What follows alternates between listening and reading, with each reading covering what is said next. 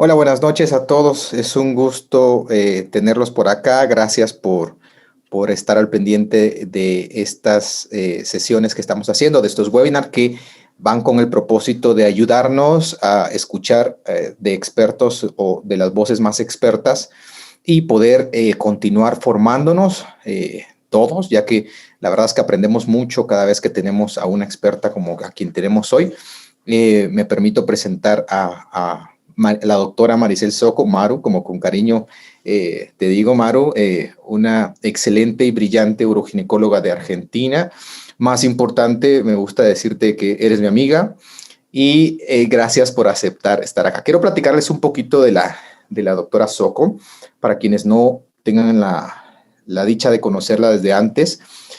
Ella es médica uroginecóloga, miembro de la Comisión Científica de la Asociación Latinoamericana de Piso Pélvico, ALAP, como muchos ya pudieron ver en la publicidad, en lo que poníamos de parte de su currículum.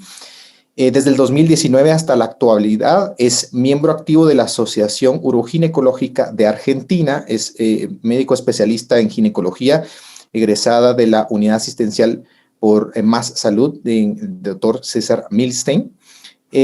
También es una experta y trabaja en la unidad de menopausia. Si no estoy mal, Maru, por favor me corriges, perdona que a veces aquí metemos errores en la lectura del currículum. Pero en resumidas cuentas tenemos hoy con nosotros a alguien muy experta, y hay algo que pues quiero mencionar en específico, que ella dirige la unidad de uroginecología, rehabilitación pelviana, cirugía ginecológica y uroginecológica en el Hospital de Universidad Fundación Favaloro de Buenos Aires, Argentina. Bueno, sin más presentación y sin más preámbulo, Maru, gracias por estar acá y por deleitarnos una noche que creo que vamos a aprender mucho. Hoy hablábamos de tu experiencia tan magnífica desde el 2008 en una unidad de menopausia, así que tenemos aquí a una experta de muchos años y la verdad es que estoy ansioso por oírte y de nuevo gracias, buenas noches. Las preguntas, por favor, las vamos a hacer al final. Suplico que quienes estén conectados puedan por favor, poner sus cámaras y sus micrófonos en apagado. Y al final vamos a tener un momento para resolver preguntas e interacción. Pueden hacerlas por el chat, por favor, y por ahí esperamos sus preguntas. Buenas noches y de nuevo bienvenidos a todos. Bueno, buenas noches. Como dijo el doctor Santos, primero es un amigo que me dio la posibilidad hoy de compartir con ustedes. Soy yo la que agradece la invitación y soy yo la que agradece que me reciban hoy en sus casas para compartir mi experiencia. Como bien me presentó el doctor, comienzo ya a compartir la pantalla. Desde el año 2008 pertenezco a un servicio, a un hospital completo, no solo un servicio, es todo el hospital. Ahí pueden ver, bueno, comienzo, ya me presentó, pero acá les muestran dos imágenes fotográficas hermosas. A la izquierda se encuentra Buenos Aires, que es donde actualmente estoy, viviendo desde el año 2008, donde vine a hacer mi formación. Y a la derecha está el lugar donde están mis afectos, mi familia, mi lugar que es Rosario, con el hermoso río y el monumento a la bandera. Debo decir que en el mundo no hay monumento más grande que el de Rosario, hecho hacia una bandera de un país. Dicho esto, retomo mi presentación en cuanto a esta formación desde el 2008 en la unidad asistencial César Milstein, que justamente lo que nos permitió es tener experiencia a partir de esto, porque es un hospital completo de la tercera y cuarta edad, hoy llamada tercera y cuarta edad, ¿verdad?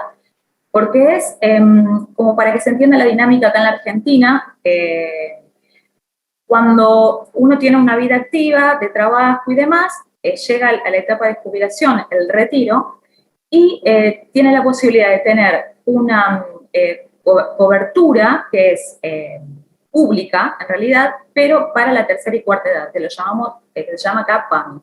Y este hospital es destinado a ellos, en donde el más joven tiene 50 años, 50 y pico, y de ahí en adelante. Entonces, solo tenemos pacientes de tercera edad. Y mi otra actividad a nivel privado lo hago en otro hospital, el cual amo, que es el Hospital Universitario Fundación Favaloro, que ya, bueno, ¿qué puedo decir del doctor Favaloro, no? Que no conozcan. Y pertenezco a la Comisión Científica. Entonces, el tema me apasiona, les va a apasionar también, porque es maravilloso, y habla sobre esto, sobre la incontinencia urinaria, la menopausia y el reto de resolver una sin olvidar la otra. ¿Por qué una sin olvidar la otra? Y vamos con lo principal. Miren lo que dice la Organización Mundial de la Salud y la Organización Panamericana de la Salud con respecto a la salud de las Américas. Nos dicen que entre el año 2000 y 2050, la población mundial de 60 años se va a duplicar de un 11 a un 22%. Que esto, en número absoluto, es alrededor, en el año 2050, de 2.100 millones de personas. Esto es porque la esperanza de vida se prolongó. Los 60 años de hoy no son los 60 años de ayer. Hoy se encuentra con una actividad física, psíquica, mental, con una actividad justamente activa dentro de la sociedad, y la esperanza de vida en América Latina y el Caribe aumentará entre los años 2025 y 2030. Las mujeres, lo siento, vamos a vivir un poquito más, parece, alrededor de 80 años, mientras que los varones son unos 75. Sin embargo, estamos viendo que se llega a los 80 años. ¿De qué manera se llega? Esto habla de esperanza de vida y supervivencia, y creo que lo que vamos a hablar ahora sobre todo es de calidad de vida, de cómo hacemos para llegar a estas edades y de qué manera. Entonces la Organización Mundial ya nos está avisando que dentro de un tiempito vamos a ser más adultos que jóvenes. Entonces, luego tenemos la definición propia para poder desglosar este tema sobre menopausia. Menopausia es solamente el cese de la menstruación, o sea, mensualmente tenemos un sangrado y es el cese de esa menstruación.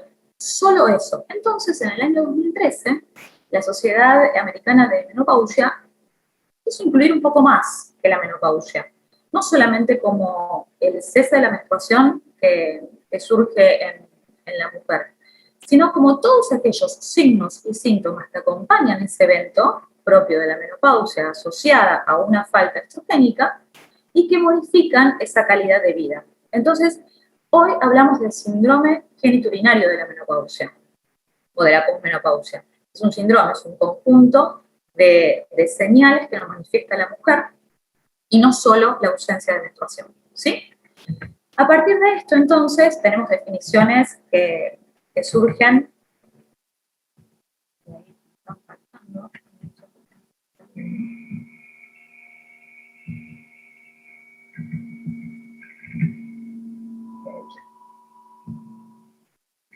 Faltan dos.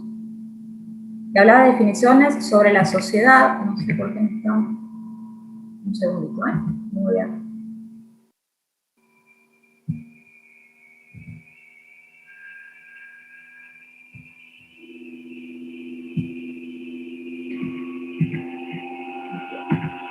El síndrome geniturinario en este nivel lo que les explicaba es que la Sociedad Americana de Menopausia lo que define es este conjunto que se basa principalmente en la atrofia vaginal. La atrofia vaginal, que es el principal signo que lleva al síndrome geniturinario, es como el desencadenante primero para el resto de la sintomatología. Este síndrome geniturinario llega a manifestarse alrededor del cuarto, quinto año desde el comienzo, desde el final de la presencia estrogénica, digamos. O sea, cuando caen los estrógenos, clínicamente la paciente comienza con su sintomatología florida alrededor de los 4 o 5 años posteriores. Entonces, acá nos planteamos qué es lo que pasa en esos 4 o 5 años. Porque nosotros creo que tal vez la mayoría somos ginecólogos, estamos hoy presentes. Creo que nosotros los ginecólogos tenemos la suerte que muy pocas otras especialidades tienen, que es de acompañar la vida de un paciente. No nos encontramos solo en un episodio determinado, nos conocemos ahí, tenemos la posibilidad de acompañar la vida de un paciente. Entonces, ¿cómo nuestra paciente llega con el síndrome geniturinario instalado y no lo percibí? Entonces, ahí está el comienzo de nuestra actividad, que es lo importante, de tomar las herramientas y hacer la conducta necesaria antes de que esta manifestación sea clínicamente efectiva, porque muchos síntomas son difíciles de revertir. Entonces, hay un signo importante que que uno lo puede darse cuenta cuando el comienzo del síntoma va a aparecer, es con el Papa Nicolau. El Papa Nicolau tiene una fórmula de células superficiales, epiteliales, parabasales, basales y demás. Y con un porcentaje, ¿verdad? Eso habitualmente se puede seguir poniendo en el Papa Nicolau. Cuando hay un 1%, cuando en ese Papa Nicolau, tanto por ciento epiteliales, tanto por ciento de... Perfecto, pero cuando aparece un 1% de parabasal, es ahí donde la paciente tiene que comenzar un tratamiento. Es ahí donde la paciente nosotros tenemos que decir, bueno, mira, a partir de ahora vamos a empezar a hacer algunos cambios para que dentro de 4 o 5 años no nos agarremos la cabeza, porque muchas veces es un dolor de cabeza.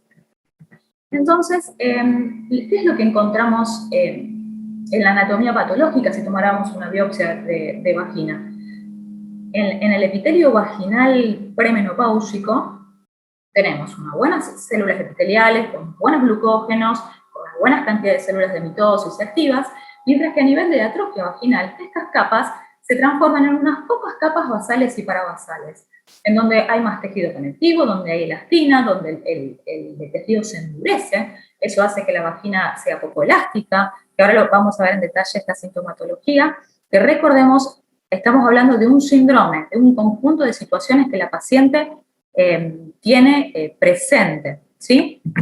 Entonces, por ejemplo, miren esto, que es maravilloso.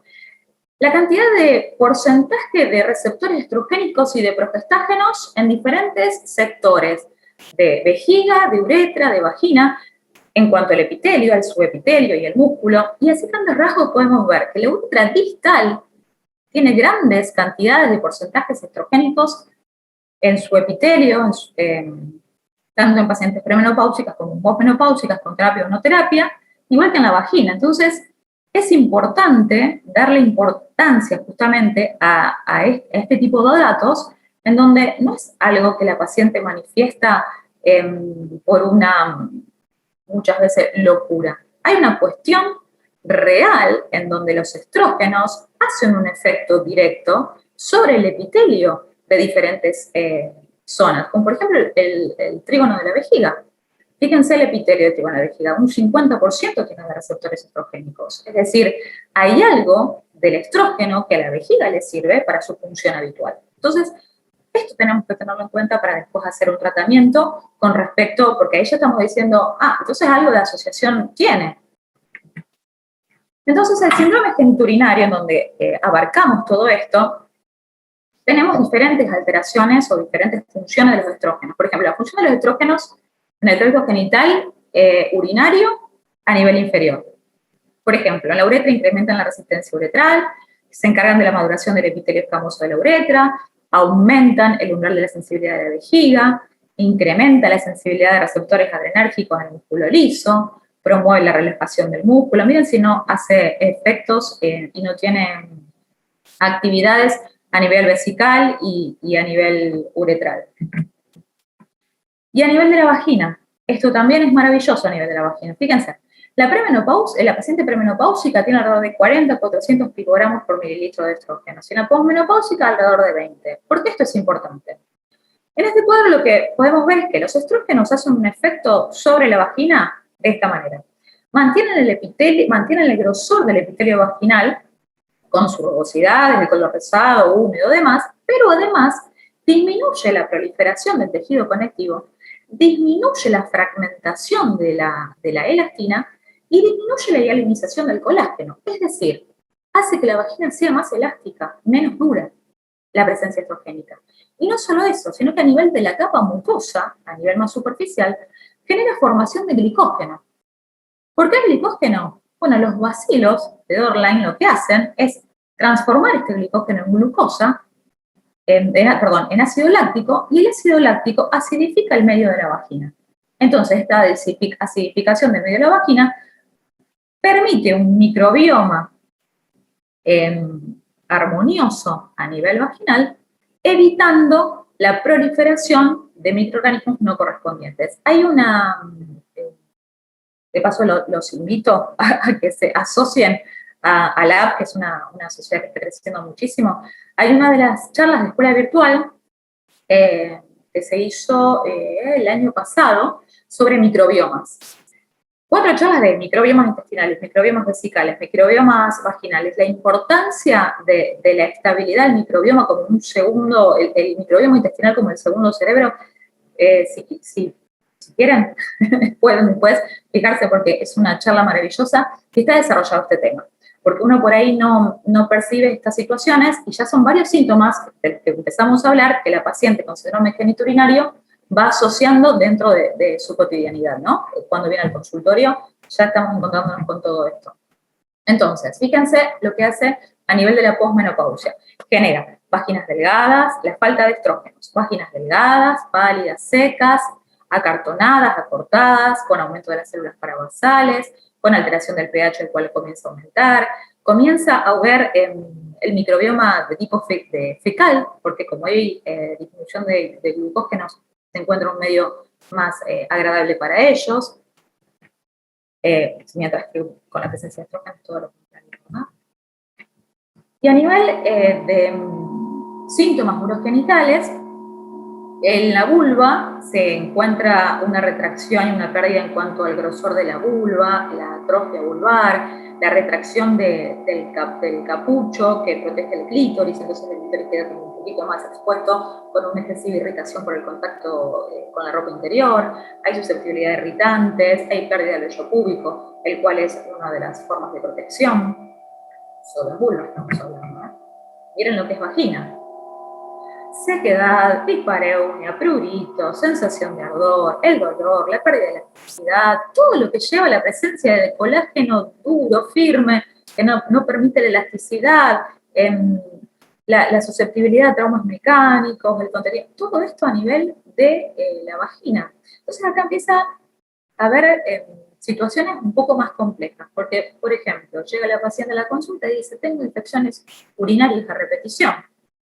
Y lo que tiene la paciente es sensación de ardor, dolor, dispareunia, y en realidad tal vez lo que está teniendo es un síndrome genitourinario.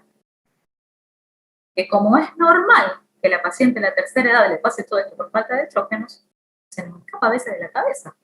Entonces, hacemos a veces muchos líos porque llegan pacientes multiresistentes a antibióticos que vienen no, y nada, y urocultivo es negativo, y esta sensación que no se me va, y resulta que los síntomas se comparten en una gran cantidad a nivel de la vagina solamente, ¿no?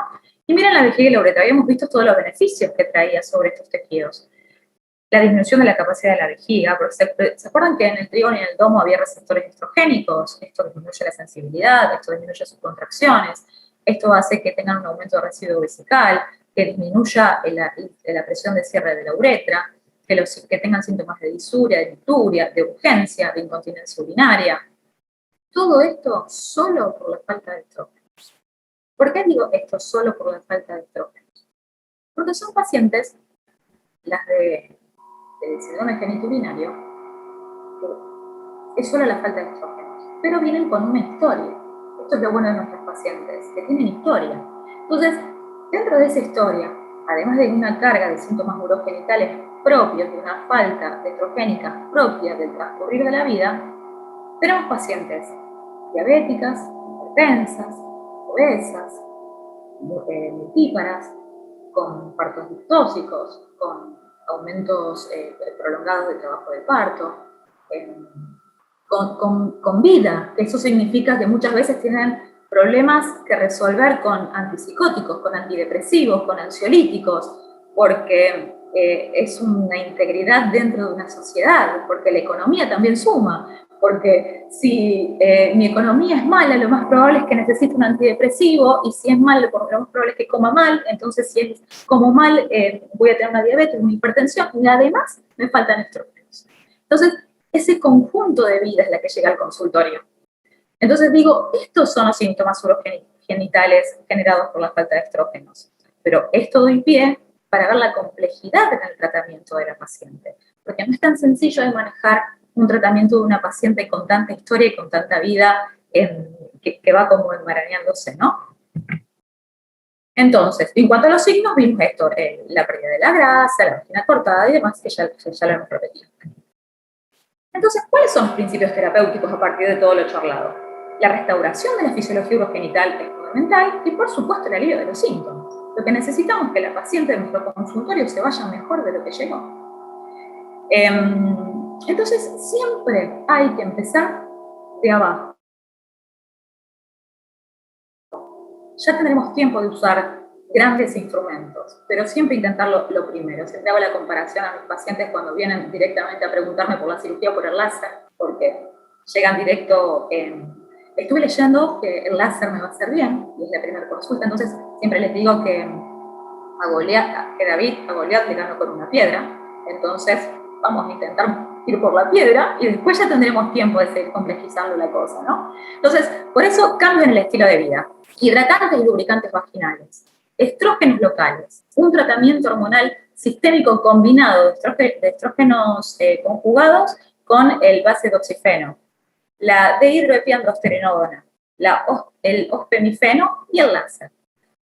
Algunos son locales, otros son sistémicos, algunos son estrogénicos y otros no. Todos tienen su lugar, todos tienen su indicación, todos tienen su momento de ser usado y es lo que vamos a ver a continuación. Atrofia vaginal, propio de la atrofia vaginal. Vamos directo a la vagina y lo que genera. Los lubricantes y los hidratantes. Acá en Argentina, y creo que en Latinoamérica y en cada país tendrá su marca, hay un lubricante actual que está compuesto por ácido láctico, hialurónico, tienen un par de componentes en tipo gel que están teniendo buenas respuestas como lubricantes.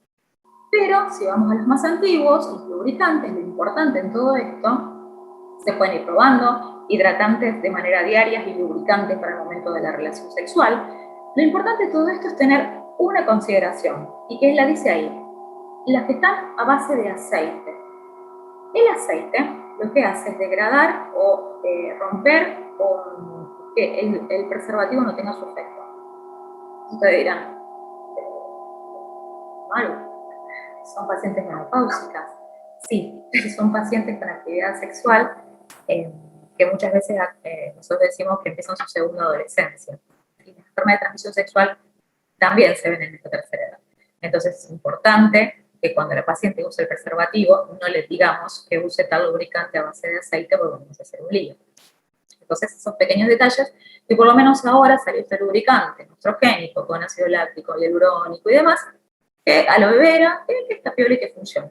Al menos nosotros empezamos a usarlo en muchas de nuestros pacientes, sobre todo en pacientes con antecedentes de braquiterapia o con antecedentes de cáncer de mama y demás, que ahora lo vamos a ver, que vienen funcionando muy bien.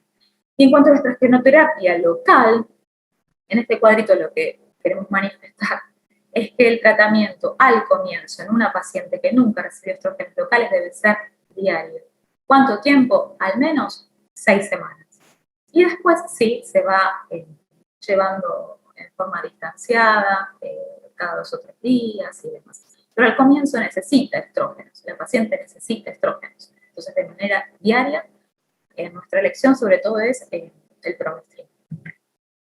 Entonces, en el año ya 2009, la Sociedad Americana de Menopausia, pensando ya en toda esta cuestión del síndrome genitourinario, nos dice que la primera línea de tratamiento podemos comenzar con estas pacientes son lubricantes, hidratantes, estrógenos locales, y en lo que habíamos visto acá adelante sobre cambios en el estilo de vida, acá por ejemplo va la salvedad de el tabaco, en donde el tabaco aumenta el metabolismo estrogénico, entonces una paciente que ya viene tabaquista acercándose a su periodo de menopausia y lo más probable es que la pase un poquito peor que aquella que no. Y en cuanto a las relaciones sexuales, en esto de cambios de hábitos de vida, el aumento de relación sexual permite un mayor flujo sanguíneo y permite esto que el mayor flujo sanguíneo aumente el colágeno, la elasticidad y la lubricación. Entonces, como primera línea de tratamiento, esas 3 cosas andarían muy bien. En el caso que eso no funcione, lo que necesitaríamos son los estrógenos locales. Ahora vamos a hablar de los estrógenos sistémicos. Con los estrógenos lo que se intenta es que sean baja dosis, poco tiempo y que sean efectivos. ¿Para qué paciente? Y será ir viendo de acuerdo a esto que te estaba contando de la historia de cada paciente. A cada paciente le corresponderá su tratamiento, pero la base o la intención inicial es baja dosis, poco tiempo y efectivo. El tema que por ahí encontramos en relación a cuando se utilizan medicamentos es el tema de la disponibilidad de la receta, que no lo tienen los lubricantes estrogénicos, donde la paciente tiene esa libertad de uso en cuanto a lubricantes para relaciones, hidratantes vaginales y demás. Entonces, ellas tienen un manejo de libertad diferente a la necesidad de la receta. Pero bueno, eso también, porque pensemos que esto es expectativa de 10, 80 años, es mucho tiempo de tratamiento. Entonces, hay cosas que hay que adecuarlas también a la posibilidad de la paciente, ¿verdad? Entonces, esta guía, bueno, en el 2007 volvieron a reunirse y sacaron estas nuevas conclusiones. En el 2013 es cuando se reforma esta idea de menopausia, se habla de un síndrome genitourinario más complejo, y ahí se ve que los estrógenos locales, como terapia local, sirven para síntomas severos y moderados, que el estrógeno sistémico, que lo vuelve a decir después en el 2017, en sus recomendaciones ya más actuales, lo vuelve a determinar, lo vamos a decir, es que el estrógeno sistémico solamente uno lo utilizaría si la paciente además, este síndrome genitourinario, tiene una manifestación clínica generalizada, como por ejemplo los sofocos, toda la cuestión vasomotora, en cuanto a la protección ósea, la protección cardiovascular. Si hay una cuestión más sistémica y además el síndrome genitourinario, entonces uno ahí plantearía un tratamiento hormonal de tipo sistémico. Ahora, el tratamiento local estrogénico es más que suficiente para el síndrome genitourinario en síntomas moderados y severos. ¿De qué manera? Como lo dijimos, diario el comienzo, espaciados después. Esto en cuanto al síndrome genitourinario. En cuanto al síntomas urinarios, propiamente como la incontinencia, los estrógenos locales sí mejoran el tema de la incontinencia. Vimos los receptores donde están ubicaditos, así que suena totalmente lógico que funcionen. Ahora, los receptores en los estrógenos sistémicos no se vio que haya una mejoría a nivel de incontinencia, por lo tanto, para este momento, los locales serían suficientes. En cuanto a la actividad sexual, todo local, lubricantes, estrógenos locales y demás, con eso ya es suficiente. Es decir, los estrógenos sistémicos tendrían hasta ahora una puntualidad, una elección determinada de tales pacientes. No va a ser una primera elección. Porque acá empiezan las disyuntivas, dijimos, son pacientes con historia. Dentro de su historia y dentro de esa edad tenemos cáncer de mama, cáncer de endometrio, como para complicarnos un poco la historia, ¿no? Porque tienen tanta carga y demás, bien, y me dicen, doctora, además de todo esto, me orino. Entonces uno quiere mejorar su calidad de vida, uno quiere al menos esto, decir, bueno, al menos por acá le va un poco mejor. Entonces, en cuanto al cáncer de mama, tratamientos sistémicos, no en pacientes que tuvieron cáncer de mama, no en pacientes con modificaciones por BRCA1 o BRCA2, no en pacientes que tuvieron historial de cáncer de mama familiar. En cuanto a los locales, es otra historia. El tratamiento local de estrógenos sin contraposición progestágena no está contraindicado del todo, hace la salvedad de poder consultarlo con el oncólogo, y el progestrine tiene le va mejor, digamos, el estriol y el estradiol. Entonces, pero ahí sí es donde empieza a cumplir una importancia relevante otro tipo de tratamientos, como son el láser, ¿sí? En pacientes muy puntuales. Pero esto en cuanto a cáncer de mama. Después tenemos otra salvedad, el cáncer de endometrio. ¿Qué pasa con estas pacientes? Aquellos pacientes que tuvieron etapas tempranas de cáncer de endometrio, o aquellas pacientes que tuvieron una hiperplasia endometrial, ¿se podría utilizar estrógenos? Sí se podría hacer a nivel sistémico, sobre todo, por ejemplo, pacientes que tuvieron una menopausia quirúrgica precoz, tienen además de un síndrome genitourinario un montón de otras situaciones. Entonces, la terapia de reemplazo hormonal sistémica, oral, solo se podría utilizar cuando estas situaciones puntuales se especifican, y siempre en seguimiento estricto y con oncólogo. Y el estrógenos locales, lo mismo que cáncer de mama, también se podría ver, digamos, de la posibilidad. Y en pacientes con etapas avanzadas del cáncer de endometrio, no, de ningún modo. Pero volvemos a esto. Tenemos otras herramientas para tratar a estas pacientes con esta misma patología. La sociedad española nos dice exactamente lo mismo, que la primera elección son los hidratantes, lubricantes, cambios de estilo de vida, después los estrógenos locales, y después ir subiendo de complejidad en cuanto al tratamiento. Y Cochrane nos habla de dos artículos muy importantes, en donde nos hablan de los estrógenos locales para pacientes posmenopáusicas, y este otro que habla sobre los estrógenos para la incontinencia urinaria. Nos deja muy claro que el estrógeno local, sea en anillo, en crema, en óvulos, tienen un efecto similar. Que la idea es utilizarlo al comienzo en una gran cantidad, que después se pueden espaciar. El tratamiento sistémico no sería necesario, excepto en situaciones puntuales. Y después también es un trabajo en donde habla de la importancia de estrogenizar a la paciente antes de una cirugía, por ejemplo, de prolapso, que hace que el postquirúrgico, su evolución posterior, sea muchísimo más favorable. Entonces acá sí aparece el láser. Uno dice, tengo incontinencia, ¿indico láser? Esa no es la indicación precisa. Uno puede entender por qué mejora el proceso de incontinencia, pero no es que frente a una incontinencia yo voy a indicar láser. El láser lo que hace es aumentar el colágeno, la vascularización, la elasticidad vaginal, que es lo necesario de la vagina y de la vejiga para poder ser un poco más continente. En cuanto a las bases fisiopatológicas que ya evaluamos con respecto a los estrógenos. Y los estudios realizados en cuanto a efectividad del láser con respecto a estrógenos, el láser con respecto a fisioterapia, que también vamos a hablar de eso un poquito más adelante, se vieron resultados similares. Entonces, ¿vamos a empezar por láser? No, vamos a acordarnos de David y Goliat, vamos a empezar por la piedra y después vamos a llegar. ¿Cuándo láser? ¿Cuándo situaciones puntuales? Por ejemplo, una paciente con un cáncer de mama, por ejemplo, una paciente con un cáncer endometrio, por ejemplo, una paciente con braquiterapia. En donde hay otras situaciones en donde es magnífica la utilización. Primera elección, yo no arrancaría por ahí. Y tenemos un montón de trabajos que avalan esto mismo, en donde sí hay una mejoría en cuanto a la sequedad vaginal, en cuanto a la lubricación, en cuanto a la dispareumia, pero sí también se vio que puede haber un aumento del dolor. Láser creo que es importante para tenerlo. En cuanto a incontinencia de urgencia, que es la principal incontinencia que está asociada a la paciente con menopausia, miren todos los factores que pueden generarla. El síndrome geniturinario es uno de ellos. Es una de las formas de presencia. Entonces, cuando la paciente llega con toda su historia al consultorio, una de las cosas es, tengo ganas de orinar y no llego. Y hay mucho que tiene que ver con todo esto, ¿verdad?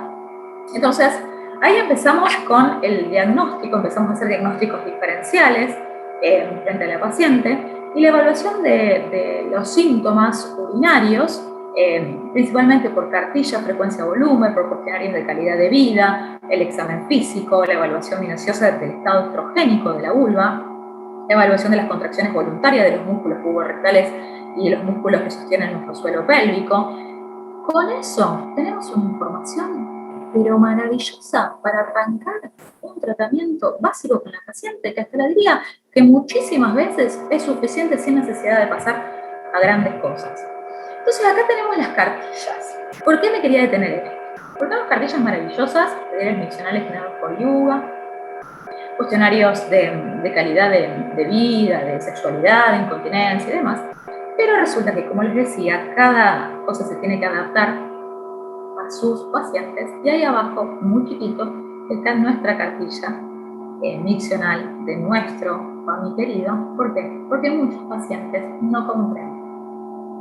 Nuestras pacientes de tercera a cuarta edad en Argentina, muchas de ellas, no es la mayoría, pero una gran cantidad de ellas, tienen un desarrollo de primaria incompleto, o de secundaria tal vez, y demás. Entonces hace que la tarea del hogar, que uno considera que, bueno, doy esta cartilla y uno toma acá cuánto tomás y acá cuánto, se complejiza muchísimo. Hay pacientes institucionalizadas, hay pacientes sin familiares directos, hay pacientes con problemas de visión. Uno dice, ¿usted se fija cuánto orinó? Es así, el jarrito. Y hay cosas básicas que uno no puede hacer. Entonces, uno simplifica para poder entender la situación de la paciente. ¿Por qué? Porque tal vez la paciente orina 5 litros por día. Entonces, claro que va a tener una urgencia. Entonces, no voy a medicarla. Entonces, en ese contexto, refiero que es tan maravilloso el manejo y la atención de la tercera edad, porque es una global, es global, es una totalidad la paciente, en donde hasta en ese detalle hay que ver la posibilidad de poder ayudarla. Pero siempre diario misional, siempre en cuestionarios de calidad, siempre para poder entender qué es lo que percibe la paciente, qué es lo que vive, para poder ayudarles mejor, sin necesidad de constante invasión, ¿verdad? Entonces, medidas higiénico-dietéticas, modificaciones conductuales, entrenamientos de suelo pélvico. Nivel de evidencia, es lo que nosotros tenemos que hacer para comenzar a tratar a la paciente con incontinencia urinaria y menopausia. De abajo, se arranca desde ahí. Entonces, ¿por qué? Intervención en el estilo de vida, desde cuántos líquidos toman, desde qué cantidad de orina, de que si toman café, de que si toman té, de que si fuman, el alcohol. Toda una cuestión de interrogatorio minucioso, lento, qué es lo que come, qué es lo que hace, desde que amanece hasta que se acuesta, ¿a qué hora duerme? Porque usted, ¿qué hora toma líquidos? Y yo tomo hasta las 3 de la mañana. Pucha, que se levanta, va, no, yo me acuesto a las 4 y me levanto a la 1. Entonces, son situaciones de vida diferentes en donde uno hace una intervención en el estilo de vida y a veces, a lo mejor, bueno, eso es suficiente. Las terapias conductuales, esto de las micciones programadas, de postergar la micción, de realizar contracciones voluntarias del piso pélvico para fortalecer estos músculos que se van debilitando por la falta de entrenamiento en la vida y por falta de estrógenos. El grado de cumplimiento de la paciente va a depender de la atención que el médico le ponga. Entonces, el citarla, preguntarla, entrenarla, si tenemos la posibilidad de trabajar en conjunto con nuestras fisios, que hoy, feliz día a ellas, porque hoy es el día de las gines acá en Argentina, que son una mano impresionante para la rehabilitación y a veces con eso es suficiente y no más que eso. Siempre empezar por ahí. Pero cuando los papeles empiezan a quemar, tenemos todo el tratamiento farmacológico. Dentro del tratamiento farmacológico tenemos medicación de nivel de evidencia A, y acá tenemos otro tipo de problemas que sí aparecen en este síndrome geniturinario de la paciente menopáusica y de la tercera edad. ¿Cuáles son estos problemas?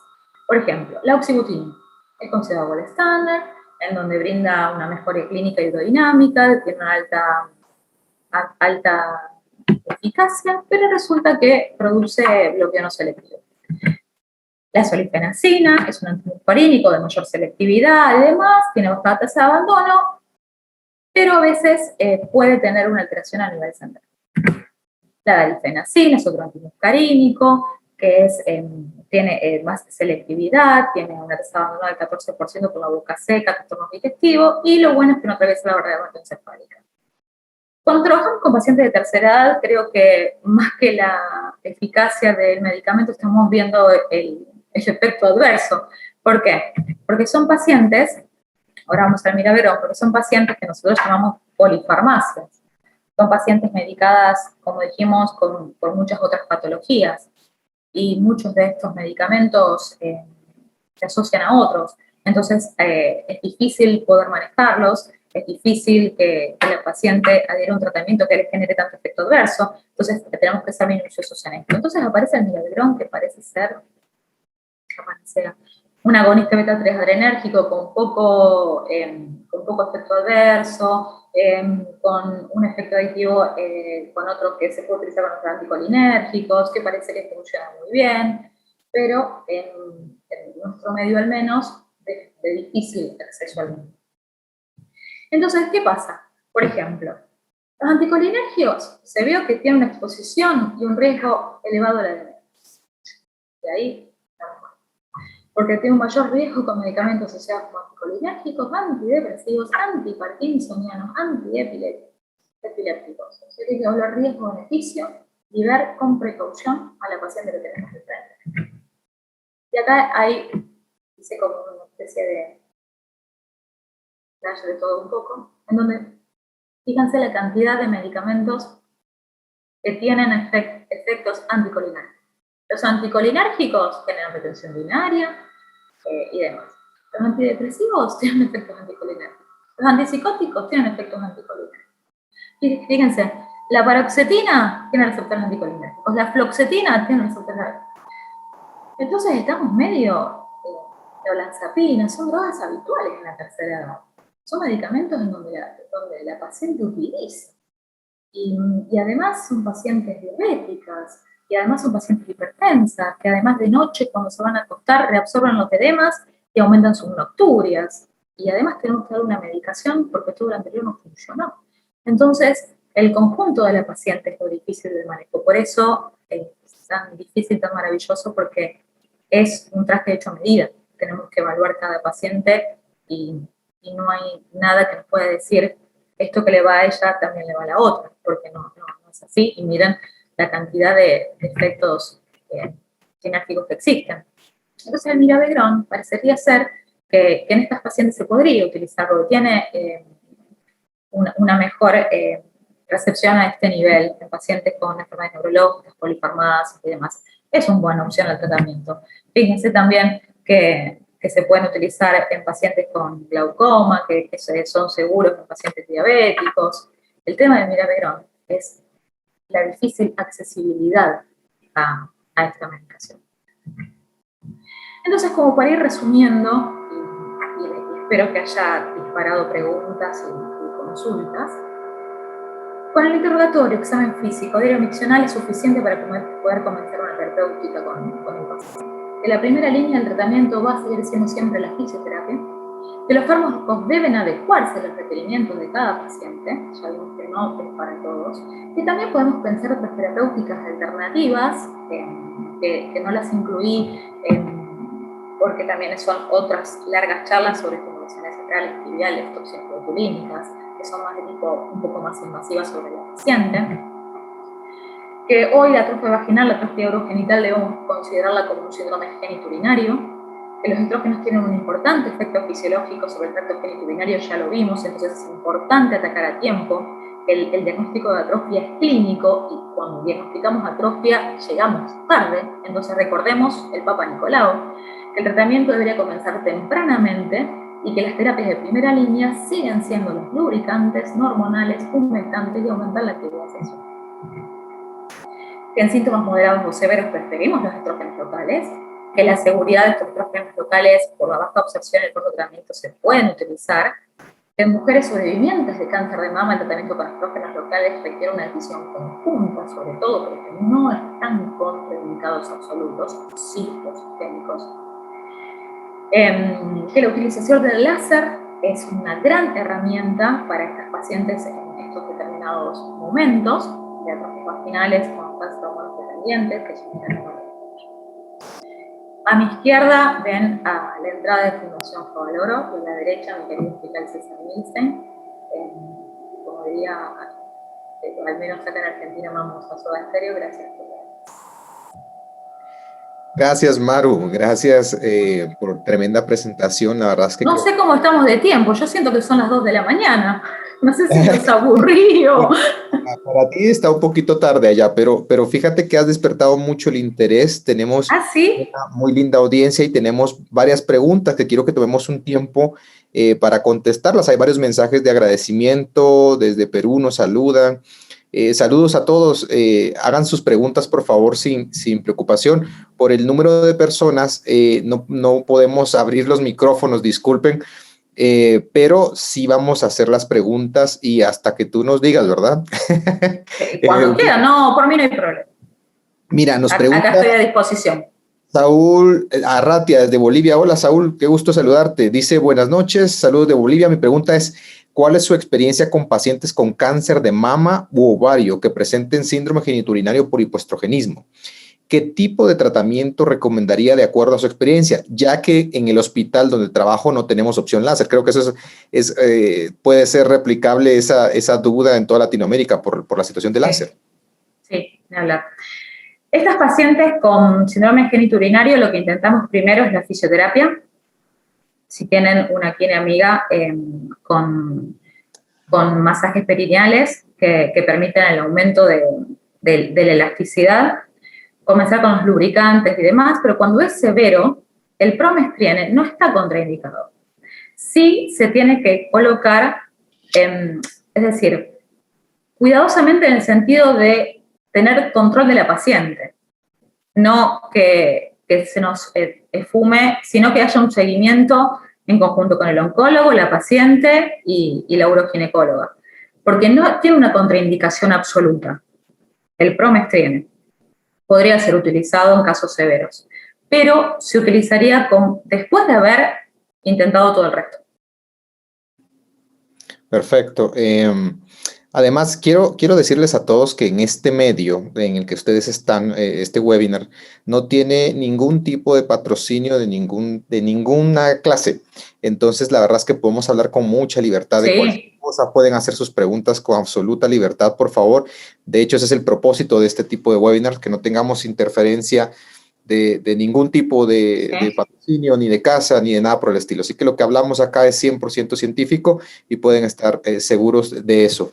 Jocelyn Morales pregunta, buenas noches, gracias por la charla. ¿Por cuánto tiempo podría prolongar el uso de estrógenos vaginales en una paciente posmenopáusica? Mira, interesante pregunta. Sí, buenísimo. El comienzo, como les dije, tiene que ser intenso y diario. Y después, el tratamiento a largo plazo, nosotros lo hacemos 3 veces por semana, tres veces por semana, porque también es engorroso la colocación de estrógenos diaria, por lo menos 6 semanas de manera diaria, y después 3 veces por semana. ¿Cuánto tiempo? En realidad no hay un tiempo determinado. Se puede utilizar, se dice que hasta a largo plazo lo que quieran, pero a 12 semanas la paciente debería estar óptima. Ahí uno puede disminuirlo, dejarlo y esperar a ver el efecto que hace. Lo más probable es que en un tiempo vuelva a recaer en sus síntomas, entonces sería ideal como retomarlo, pero no caer al punto de tener que utilizar los estrógenos diarios por largo tiempo en un periodo determinado, ¿se entiende? Como controlar a la paciente y no dejar que tenga un retroceso absoluto después de haber logrado un buen trofismo nuevamente.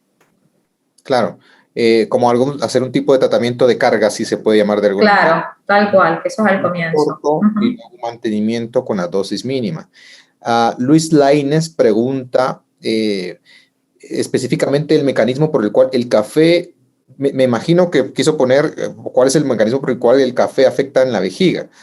El irritante directo sobre la mucosa, sobre cualquier epitelio, a nivel vesical, como lo hace el tabaco, como lo hace algunas especies de té. El irritante hace que genere contracciones vesicales no controladas por el paciente y muchas veces lleva a la incontinencia. Okay. Entonces, uno intenta que al menos a la noche no el café, al menos. Y además que aumenta la frecuencia para quienes somos muy amantes del café y hay algún problema de ese tipo, pues... Acá el problema lo tenemos con el mate. El mate es diurético y aumenta la frecuencia. Okay. Y tenemos pacientes de litros de mate. Ok, y aquí en Guatemala también tenemos el problema del café porque tenemos muy buen café, te cuento, para cuando vengas a visitarnos. ¿Qué medicamento, dice Adolfo García Montenegro, es ideal para vejiga hiperactiva? Uy, qué pregunta. Pues... Lo que decíamos esto, el ideal es el ideal de la paciente. Porque depende. También el que tengamos a disposición, ¿no? Y si es muy anciano, por favor, alejémonos mucho de la oxibutinina. Es lo que decíamos recién. Sí, exacto, porque yo creo que es muy común el uso, y fíjate, Maru, que yo lo veo mucho acá, pero el grave problema es que después tenemos viejitos que están con falta de memoria, algunos trastornos de cognición, y decimos, oh, pero ¿por qué está pasando? ¿Qué es esto? Y bueno, resulta que está con oxibutinina de hace como un año. Es lo que decíamos, esto de la barrera hematoencefálica, la darifenacina lo que permite, atraviesa la barrera hematoencefálica, pero tiene una proteína que la saca de vuelta. Entonces no tiene un efecto central. Esto hace que la haga más segura en pacientes de la tercera edad. Nosotros utilizamos la darifenacina como, si podemos, como primera elección. No, y es que la darifenacina es la que tiene, creo que es la de macromolécula mayor, claro, ¿no? Esa es la que, claro. Bueno, te cuento que hay muchas felicitaciones desde República Dominicana, Cristian Pion, José Saicedo, excelente. Felicidades, Maru, excelente. Yanina Darpa, excelente, muchas gracias. Mabeli Marte. Roxana Pocón, felicidades, excelente ponencia desde Guatemala. Cristian Pion dice, me robó la pregunta, la utilización del láser en paciente post-radioterapia en cáncer de cervix, ¿es posible mejorar la calidad de vida a través de él? Sí, totalmente. Sí, pues sí, es una pena las, no sé si está bien que lo diga, las realidades económicas. Sí, y la verdad es que con la evidencia que tiene el láser, y eso creo que tal vez es el cuidado que tenemos que tener cuando ofrecemos tratamientos de láser, y es que efectivamente el láser tiene sus indicaciones muy fuertes, es una cosa, no es y es que... muy bueno, y es muy bueno. Entonces eso hace que a veces se pise el palito. Exacto, simplemente es de usarlo en cuanto hay una indicación real. Claro, tal cual. Guadalupe Jiménez dice, excelente, me encantó su presentación. Norma Reyes, hay pacientes que refieren no tolerar el tratamiento con estrógenos locales, ya que refieren mucho ardor. Mira qué linda pregunta. ¿Alguna sugerencia con este tipo de pacientes? Eso es real. Habitualmente los ardores vaginales nosotros lo vemos con el estriol y el estradiol, no con el promestreno. Habría que preguntarle a ella misma que me diga si el promestreno también tiene la misma experiencia. Porque nosotros con eso no hemos tenido, con las otras sí, con el promestreno no hemos tenido. De todos modos, siempre está esta opción del gel que tiene ácido hialurónico, aloe vera y demás, que parece funcionar bastante bien en pacientes en donde no toleran, en pacientes donde, además, tengo pacientes que tienen miedo a los estrógenos. Por más que uno explique y demás, está perfecto y este gel está funcionando bastante bien. Y fíjate que lo que decís es cierto, yo tengo mucha experiencia usando el Ovestin porque a veces me gusta mucho la capacidad que tiene para la maduración del índice de maduración vaginal, pero produce a veces mucha irritación en las pacientes también. Es sobre todo con eso. Sí, sí, Norma, ¿nos puedes especificar un poquito acá en el chat? ¿Con cuál medicación? Nosotros nuestra experiencia es con la parte de estradiol, estriol y demás, no con el promestreno. Y quiero agregar, que no lo dije ahí, la importancia de la utilización de estrógenos cuando se utilizan antimuscarínicos u otros, que produce una sinergia en el efecto. Entonces, cuando uno va a comenzar como que a atacar con todo, es fundamental para tener efecto rápido. La sinergia del estrógeno frente a la medicación. Ok. Cándida de Gambero, fíjate que hice una pregunta muy similar, Cándida, espero leerlo bien, y preguntaba que cuando ha fallado, bueno, primero te felicita, que presentación sin desperdicios, Cándida de Gambero. Y dice, en estas pacientes postmenopáusicas que el tratamiento conservador falló y no se cuenta con láser, ¿qué tipo de cirugía? No entiendo lo de cirugía, pero bueno, no sé si lo entendés. Cirugía para, a ver si la leo yo también. Sí, tal vez algo me perdí yo al traducirlo.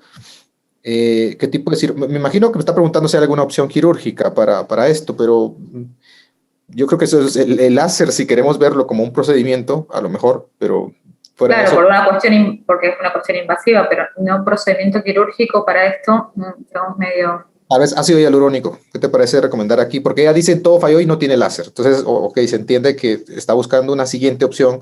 Claro. El falló, no hay láser, ok. Mira, María Suárez pregunta su opinión sobre el plasma rico en plaquetas para síndrome urogenital. No tengo experiencia en eso. No utilizamos en el hospital y la verdad que no lo sé. Tampoco encontré mucho de que se utiliza. La verdad que prometo estudiar. Dejo mis datos y prometo contestarlo. Porque no tengo experiencia la verdad no podría decir qué tipo de evolución tienen. Sí, plasma rico tampoco. La verdad es que no. Si alguien en toda la audiencia lo tiene y demás, nos puede por ahí contar o eso. No, mira, empezaron las preguntas calientes, te digo. Bueno, Saúl Arratia, querido Saúl, ¿por qué pones preguntas candentes? Decía que no hay patrocinios de nada, que si puedes decir el nombre del ácido hialurónico de Argentina. No lo voy a decir. No lo voy a decir. Vamos a ver. Si me van a conseguir un láser para mi hospital, para mis pacientes, lo digo, si no, no lo digo nada. Gema Vanessa dice, ¿a cuántos cc en medida equivale 2 a 4 gramos? Uy. Maru, no sé si tenés alguna... ¿Eso lo habla por los óvulos o por la crema?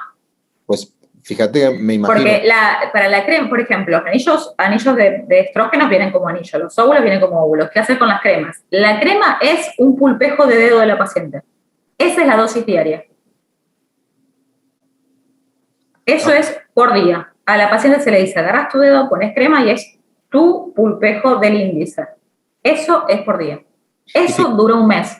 A mí me gusta mucho más decir que lo hagan de esa manera, a veces porque me gusta que lo dirijan un poquito más específico hacia la región debajo de vejiga y uretra, que cuando usan el aplicador, que a veces... A mi aplicador no va. Y además, porque también el secreto de ponerlo con el dedo es el masaje. El masaje permite mayor absorción, mayor vascularización, mayor hidratación. Entonces, uno le dice, pongan en la punta del dedo, ingresa a la vagina y abajo de la uretra, ahí donde siente, acá, y un ratito hasta que se absorba. Entonces, ese masaje creo que es beneficioso en sumatorio. Mira, Norma Reyes ya contestó aquí, dice que es Premarin, me imagino, que son estrógenos conjugados. Acá claro. Sí, ahí va. O sea, mejor, entonces es Promiestreno, que no voy a decir tampoco, pero sea de acá. Hay Promiestreno. Aquí hay una pregunta, ¿se pueden usar lubricantes y estrógenos al mismo tiempo? En caso que sí, ¿cuál sería la dosis o aplicación alterna? ¿Cómo usarlos? Pregunta. El lubricante para la relación sexual exclusivamente, los estrógenos de manera en el que esté en la etapa que esté, si es al comienzo diario y si no, de mantenimiento. El lubricante en el momento de la relación. Y de hecho, los lubricantes de ácido hialurónico han funcionado muy bien cuando es para relaciones. Sí. Fíjate, he tenido muy bonita experiencia y me ha gustado mucho, así que lo recomiendo mucho también para cuando tengan algún tipo de disfunción sexual secundaria a este tipo de atrofia o falta de lubricación, pues los de ácido hialurónico están geniales. Sí. Vamos a ver qué más. Adiel Castillo dice desde República Dominicana, muy buena presentación, me encantó. Ya te había leído. Geraldini Flor Utirrizaga, perdón si lo leo mal. Felicidades, Maru, gracias por excelente ponencia, saludos desde Huancayo. ¿Y cómo administrar ácido hialurónico? Creo que Cristian Pion pregunta otra vez. Es la dosis diaria igual que la crema de estrógenos, exactamente lo mismo. Ok. Pues mira, hubo muchas preguntas, gracias por participar a todos, la verdad es que creo que generó mucho interés. Gracias a ti, Maru, de nuevo, por tremenda exposición, me encantó. Bueno, qué bueno, muchas gracias. Queremos comentarle a los demás que quienes estén interesados, vamos a hacer una ampliación de este tema posiblemente la siguiente semana. Esto ya tal vez a un live de Instagram y van a ver las publicaciones en las redes sociales para quienes aún no estén al tanto en las redes sociales, pues síganos. Y la otra semana podemos seguir ampliando este tema. Nos encantaría saber qué cosas les gustaría, si nos pudieran dar un feedback a través de un correo electrónico, qué tema les gustaría escuchar un poco más o sobre qué les gustaría escuchar un poco más de lo que se habló hoy. Y vamos a dar una ampliación para todos los que están aquí. Así que de nuevo, Maru, de verdad te agradezco mucho por tu tiempo, porque yo sé que en Argentina ahorita ya estás en la medianoche. Más o menos, no pasa nada. Es un placer acompañarlos. Muchas gracias. Gracias, de verdad que creo que toda la audiencia ha estado muy contenta y han estado muy al pendiente de lo que has dicho. Y gracias de nuevo. No sé si quieres despedirte, tus últimas palabras. Agradecerles a todos la presencia, que sigamos cuidándonos porque la cosa está difícil, van a venir tiempos mejores, ya nos vamos a volver a abrazar y mientras a seguir creciendo. Eso. Pues gracias a todos, gracias por acompañarnos, gracias por hacer que estos webinars valgan la pena, gracias a que ustedes están aquí con nosotros, nos acompañan y han mostrado ese interés. Lo vamos a seguir haciendo para que esto enriquezca a cada uno, nuestra práctica clínica, nuestra práctica diaria y tener herramientas útiles que nos permitan hacer cambios para mejorar la vida de nuestros pacientes. De nuevo, a todos, buenas noches, muchas gracias. Gracias, Maru. Chao, chao.